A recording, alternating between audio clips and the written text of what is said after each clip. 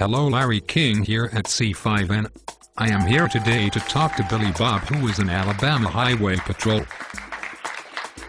Let's get right to it. Billy Bob, I understand you have been working on the case between gthavit and PQ. What exactly have you found out about these two freaking Camaro nuts? Well, Larry, as a lawman with over 36 hours of special training, I have been trying to catch those two idiots for over a year now.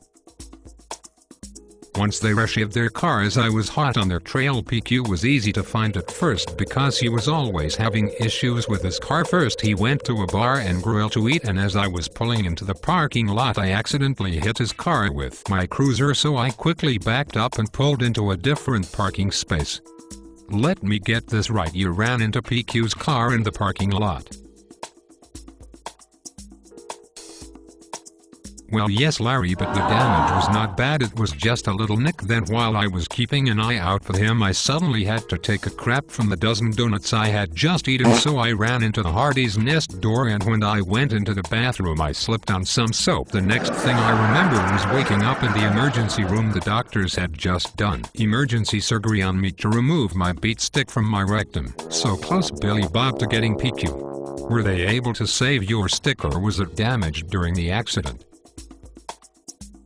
The stick was fine, but I felt like I had just spent the night in the county jail and my roommate Bubba had just made love to me. But I digress. When I got back to the restaurant, PQ had already left, but I was able to get some statements from witnesses. Selma Juanita Brown told me that when PQ left he immediately noticed the damage to his car and practically had a fit. He suddenly crumpled to the ground and began to cry like a little baby. He then finally got it and headed west on the highway, so I tried to follow his route in hopes to come across him. So that was your first time getting close to PQ. Did you ever see him again, or what about gthavit? What is his story, Billy Bob?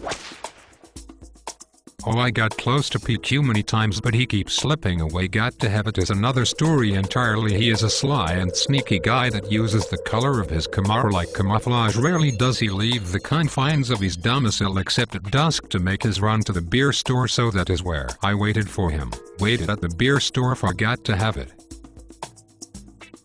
Larry, you interrupted me and now I am confused again. What were we talking about? We were just talking about you laying in wait for gthavit at the beer store. Oh yes, that was it.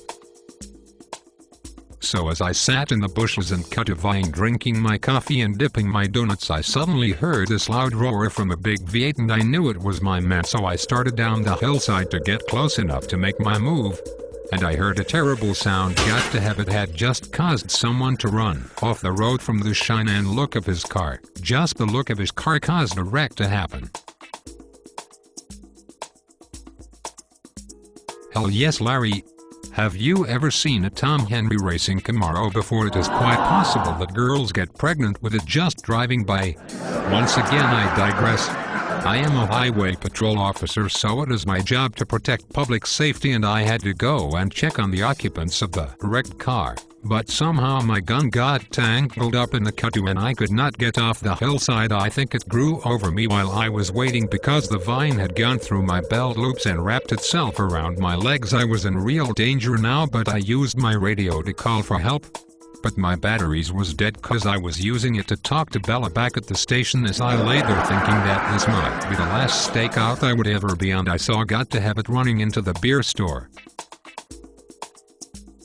Billy Bob, you must have had some way to get out of the cutoo and get to gthavit before he left, right? Well, Larry, I was sitting there thinking when I realized I had my full police-issued utility belt on me. So I pulled out my utility knife and began to cut away at the cutoo, and I was able to free my gun. Billy Bob, your gun. Yes, Larry, my gun? I saw gthavit leaving the store with his nightly case of beer and let one fly. But because of my eyesight I missed him and struck a passing Mustang.